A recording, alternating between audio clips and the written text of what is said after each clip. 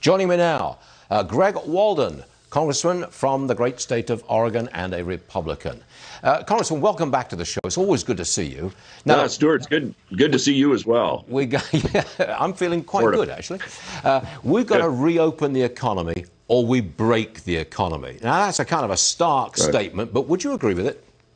No, I think that's exactly right. And the president and his team are leading the effort to do that in a safe way. They understand the science. They're listening to the doctors and the scientists. But they also understand that eventually this self-induced coma on the economy of America and, frankly, the world means at some point you got to pull this patient out of that coma safely, carefully. But if you don't, the organ's all shut down, and we can't let that happen to America's economy. So there's a way to do it. There's a regional way to do it. His cabinet's working on those ideas. He's laid out his three-part framework for states. Congressman, can I just jump in for a second? You're from Oregon. Yes, sir. I always think of the West Coast as being more favored towards lockdown and restrictions. What's the mood in Oregon about opening up a little?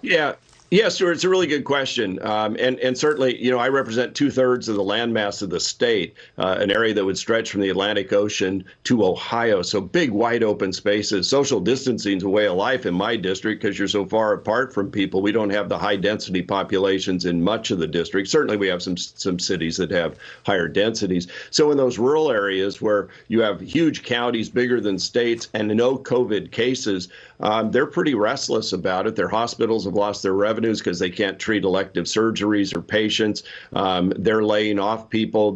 So they're saying, I think we could manage through this now. It'll be up to our governor to make that decision ultimately, but they believe in the conversations I've had that they can reopen carefully, thoughtfully. Again, we don't want to, have something happen here, but I think they're ready, and I think they can manage it. And I have faith in the local county commissions and cities and their health departments to do this and do it carefully and smartly.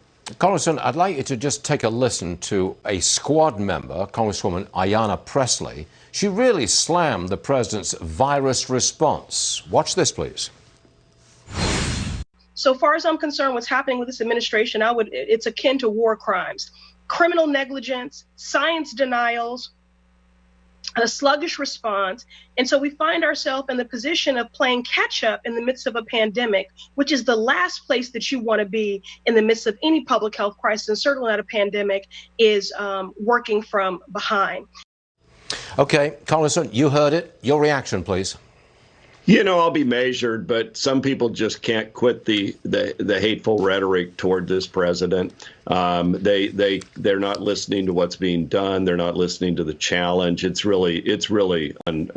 unnecessary. It's unfair. It lacks a certain element of truth, shall I say? Look, they've done a really good job here under very tough circumstances. I was just on the phone for half an hour with the head of the FDA, walking through the partnerships he has with NIH, National Institutes of Health, as well as internationally, and they're working around the clock to try and expedite prophylactic treatments, the testing. They have blown through any record in terms of getting new treatments, new testing to market quicker. I mean, it's never happened this fast. We've seen the air bridge effort to bring supplies in from around the world that the president and vice president's team have led on to bring supplies clear out into Oregon and then out to our National Guard to distribute them.